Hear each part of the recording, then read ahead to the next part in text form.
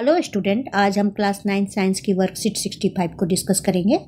आज से हमारा नया चैप्टर शुरू हो गया, वर्क एंड एनर्जी। और आज इसमें हम वर्क डन को डिस्कस करेंगे। वर्क डन क्या है, काम करना किसको कहा जाता है साइंस की लैंग्वेज में। यूँ तो हम बहुत सारे काम करते हैं दिन भर में, है ना। रीडिंग करते हैं, राइटिंग करते हैं, थिंकिंग भी करते हैं ना। सोचते हैं आपके पेपर आने वाले हैं तो आप सोचते हैं कि भाई कब से पेपर होंगे, हमने क्या तैयारी करी है, कौन सा पार्ट छूटा हुआ है। तो हम थिंकिंग भी करते हैं। थक जाते हैं तो टीवी भी देखते हैं, है ना, फिल्म भी देखते हैं। तो ये हमारे सारे काम क्या साइंस की लैंग्वेज में वर्क कहे जाते हैं।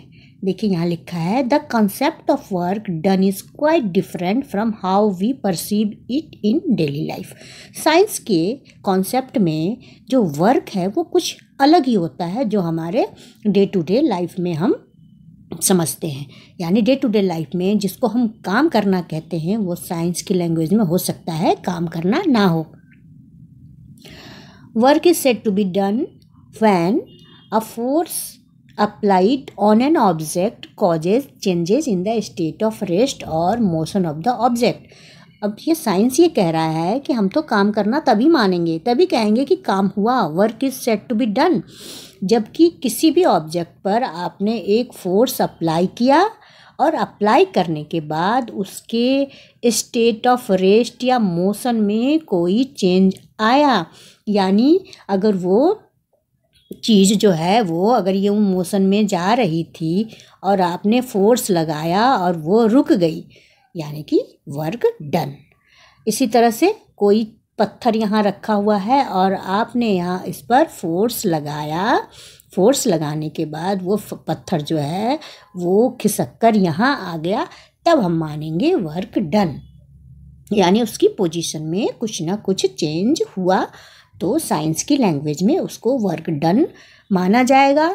नहीं तो क्या है कि मान लो कोई दीवार है, आप 5 घंटे तक यहाँ खड़े रहिए और दीवार पर फोर्स लगाते रहिए, दीवार अपनी जगह से नहीं हिल रही है, तो चाहे आप पसीना पसीना हो जाइए लेकिन फिर भी हमारा वर्क डन क्या होगा, वर्क डन इक्वल टू क्या होगा, 0, क्योंकि हमारे फोर्स अप्लाई होने से उसके स्टेट ऑफ रेस्ट और में कोई चेंज नहीं हुआ।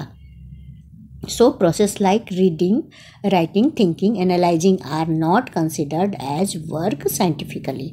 इसीलिए साइंस की भाषा में, साइंस की लैंग्वेज में ये सारे आपके जो काम दिए हुए हैं, एनालाइज करना, थिंकिंग करना, राइटिंग करना, रीडिंग करना, इसको वर्क नहीं माना जाता है। अब आगे है the required condition for work done. Work done कब माना जाएगा, कब कहा जाएगा कि हाँ काम हुआ है। इसके लिए 2 शर्तें दी हुई हैं। फर्स्ट है, force should be applied on a body.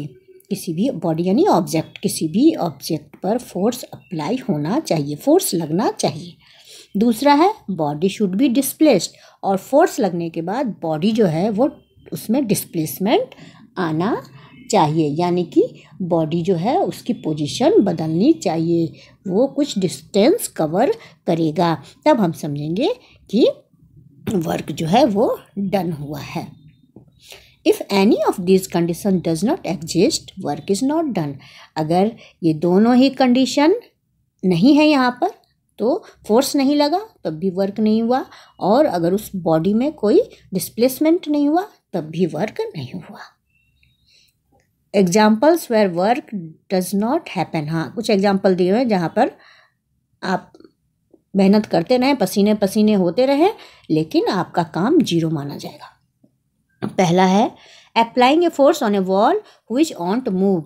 एक दीवार है, दीवार पर ये फोर्स अप्लाई कर रहा है लेकिन दीवार मूव नहीं हो रही, तो यहाँ पर आपका work done 0। A student standing with bag on his shoulder. एक स्टूडेंट जो है वो बैग को शोल्डर पर रख करके खड़ा है, तो यहाँ भी वर्क डन 0, क्योंकि कोई भी डिस्प्लेसमेंट यहाँ नहीं हो रहा है। तीसरा है, वॉचिंग मूवी। बैठकर सिनेमा देख रहे हैं, कोई भी वर्क नहीं हो रहा। टॉकिंग, दोस्तों से आपस में बैठकर बातचीत कर रहे हैं, कोई भी वर्क डन नहीं हो रहा है। अब आगे आते हैं, mathematical expression for work done by a force. ये बहुत ही इम्पॉर्टेंट है, आपको इसे समझना है। Work done by force is denoted by W। Work को W से डिनोट करते हैं। The work done by force is equal to the product of force applied to an object and displacement, यानी कि जो वर्क डन होगा W होगा वो उस ऑब्जेक्ट पर फोर्स जितना लगा और जितनी डिस्प्लेसमेंट होगी दोनों के प्रोडक्ट यानी मल्टीप्लिकेशन के बराबर होगा। ये देखिए वर्क डन, इसको आप अच्छे से बिल्कुल अच्छी तरह से आपको याद करना है। बहुत सारे न्यूमेरिकल भी आप बनाएंगे तो इसको अच्छी तरह से याद कर लेना है।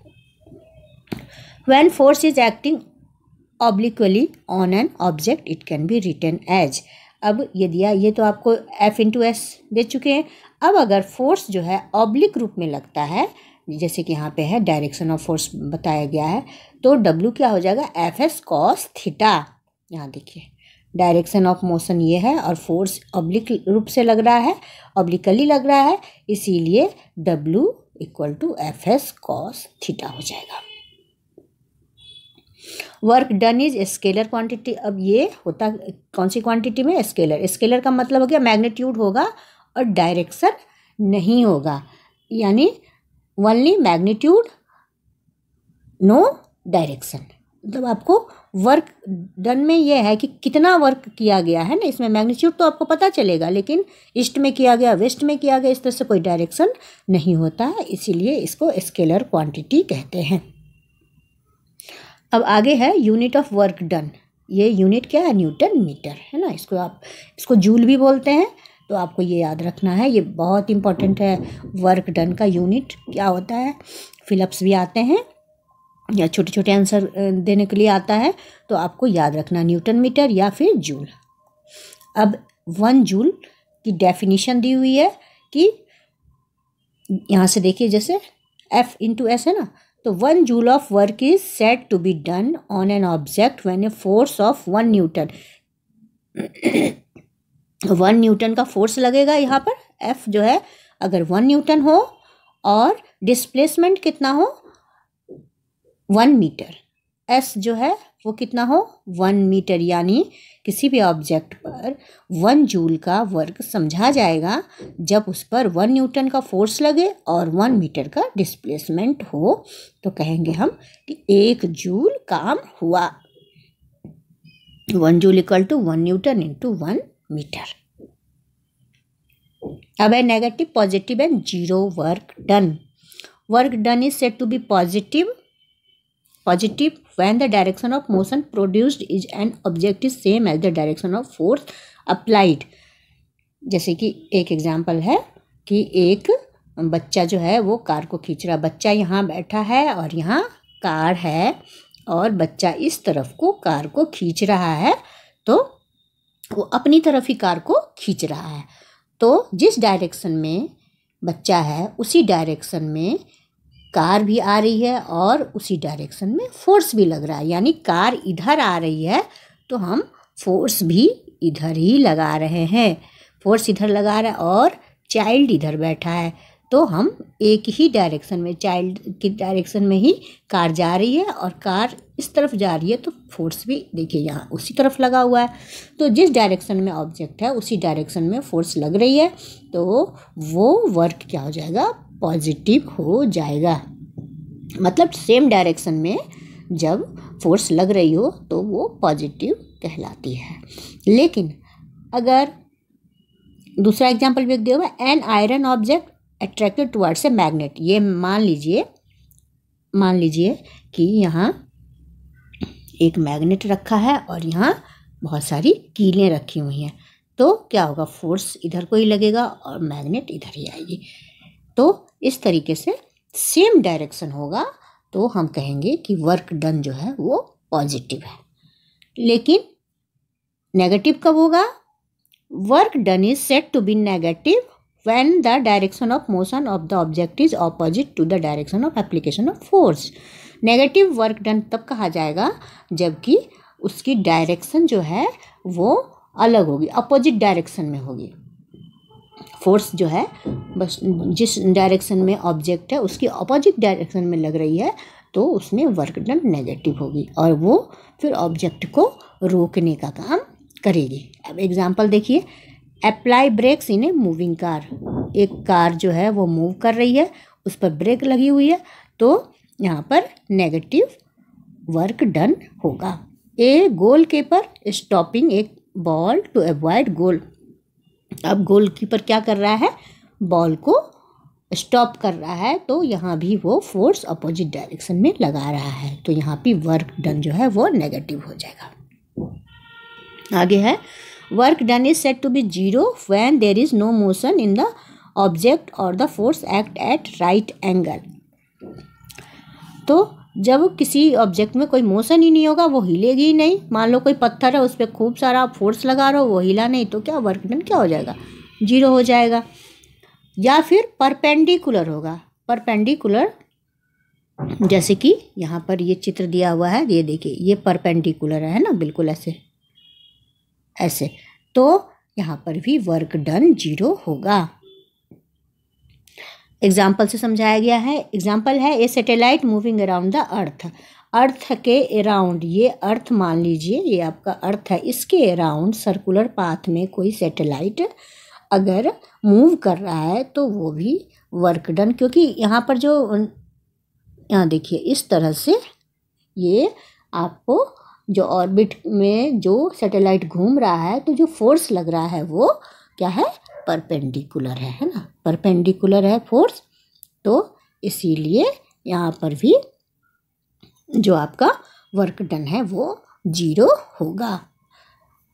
दूसरा एग्जाम्पल दिया हुआ है porter carrying load on head, और पोर्टर यानी सामान ढोने वाला जो है अपने सिर पर कोई भी सामान को, कोई भी सूटकेस हो या कुछ हो, उसको अगर हेड पे उसने कैरी किया हुआ है, तो वहाँ पर भी जो लोड है उसमें कोई भी डिस्प्लेसमेंट नहीं हो रहा है, इसीलिए यहाँ भी वर्क डन जीरो होगा। तो ये तीनों जो आपको एग्जाम्पल दिए हुए हैं, नेगेटिव, पॉजिटिव और जीरो वर्क डन का, इसको आपको याद रखना है। अब इसके क्वेश्चन आंसर देखते हैं। क्वेश्चन नंबर 1 है define work done and joule of work, तो इसको हम डिफाइन करेंगे, डेफिनेशन लिखेंगे। The work done by a force is equal to the product of force applied to an object and displacement of the object in the direction of force. ये हो गया work done का definition, जो कि मैं आपको बता चुकी हूँ कि वर्क डन क्या होगा, ये जो भी उस पर फोर्स लगा मल्टीप्लाई करेंगे उसको उसके डिस्प्लेसमेंट से, जिसको एस से डिनोट किया गया है, यानी डिस्प्लेसमेंट इनटू फोर्स अप्लाइड। दूसरा है 1 जूल ऑफ वर्क, तो 1 joule of work is said to be done on an object when a force of 1 newton displaces it by 1 metre along the line of action of the force, यानी 1 joule काम, 1 joule work तब कहा जाएगा कि किया गया है जब किसी भी ऑब्जेक्ट पर 1 न्यूटन का फोर्स लगाएंगे, और 1 न्यूटन के फोर्स लगाने से वो जो ऑब्जेक्ट है वो 1 मीटर डिस्प्लेस हो जाएगा फोर्स की डायरेक्शन में। तो मतलब यूनिट रूप में इसको लेना है, ये भी 1 ये भी 1, तब जाकर हमारा 1 जूल वर्क कहा जाएगा। क्वेश्चन नंबर 2 है what are the conditions for work done by an object, ये भी आपके वर्कशीट में मैंने डिस्क्राइब कर दिया था कि कंडीशंस क्या हैं। Force should be applied on a body, body पर ऑब्जेक्ट, बॉडी यानी ऑब्जेक्ट पर फोर्स अप्लाई होना चाहिए, और बॉडी शुड बी डिस्प्लेस्ड, और बॉडी में है डिस्प्लेसमेंट होगा, यानी वो अपनी जगह को बदलेगी, चल रही है तो रुकेगी, रुकी है तो चलेगी। क्वेश्चन नंबर 3 है a load is pulled up using a force of 5 newton to a displacement of 2 metres, calculate the work done. तो यहाँ पर फोर्स 5 न्यूटन है और एस जो है आपका डिस्प्लेसमेंट ये 2 मीटर है, तो वर्क डन का ये फार्मूला हम लिखेंगे F इंटू एस, और फिर 5 F है तो 5 लिखेंगे, 2 हमारा S है तो वो लिखेंगे, और ये हो जाएगा 10 न्यूटन मीटर। क्वेश्चन नंबर 4 है write examples of each positive, negative and zero work done from your daily lifes. Daily life में आपका जो भी होता है वर्क डन करते हैं आप, जो भी घटनाएं होती हैं उससे इन तीनों का एग्जाम्पल देना। पॉजिटिव वर्क में आ गया a child pulling a car and iron object attracted towards a magnet, ये दिया हुआ है आपकी वर्कशीट में। नेगेटिव में हो गया apply breaks in a moving car में हम ब्रेक अप्लाई करते हैं तो नेगेटिव वर्क है, क्योंकि वो स्टॉप कर देता है कार को। A goal keeper stopping a ball to avoid goal. Goal keeper जो है वो उसकी तरफ बॉल आती है लेकिन उसको आगे नहीं जाना था, उसके अपोजिट में फोर्स लगा करके बॉल को रोकता है। तो यहाँ भी वर्क डन नेगेटिव हो गया। जीरो वर्क क्या हुआ? ए सैटेलाइट मूविंग अराउंड अर्थ। अर्थ के अराउंड मैंने बताया था, अर्थ के अराउंड सैटेलाइट सर्कुलर पाथ में मूव करता है। तो यहाँ पर direction of force of gravity जो है वो सैटेलाइट पर जो है वो परपेंडिकुलर होता है इसके डिस्प्लेसमेंट के, इसीलिए इसको जीरो वर्क माना गया है। Porter carrying load on head. Porter जो है हेड पे कोई भी लोड यानी कोई भी सूटकेस कुछ भी ऐसा सामान रखता है तो वहाँ वो वर्क डन भी जीरो होता है क्योंकि यहाँ भी कोई डिस्प्लेसमेंट नहीं है।